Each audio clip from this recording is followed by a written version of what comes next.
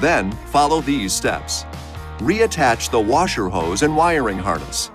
Secure the hardtop to the vehicle along the interior body side with 6 Torx head screws, 3 on each side. Secure the hardtop at the B-pillar near the top of the front door with 2 Torx head screws, 1 on each side. To reinstall the front panels, start by setting the passenger side panel on the windshield frame, followed by the driver's side panel.